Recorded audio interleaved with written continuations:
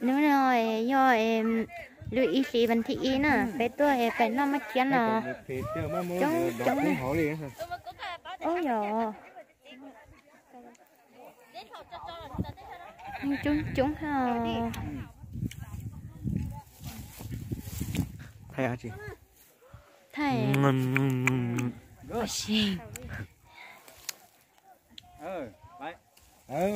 Vậy luôn. Còn đủ không? Chầu lên. Anh nói chạy chưa thấy rồi, anh nói vậy nó đâu.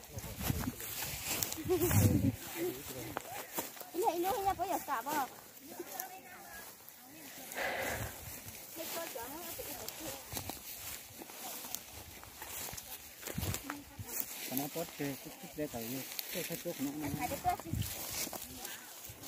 Ăn luôn đấy. Hi, we are doing oranges in the orange garden.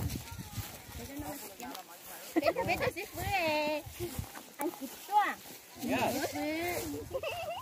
Yes, correct. Cho, khai cơ ha. Chấm pha thì là chỉ mất tông cơ. Đi, để tôi chứ. Tôi nằm ở kia nhà tên trả lần đầu. Chả ước chỉ phụ liệu, ước chỉ chỉ liệu. Sợ là chỉ mấy tên lần đây. Dùng lên.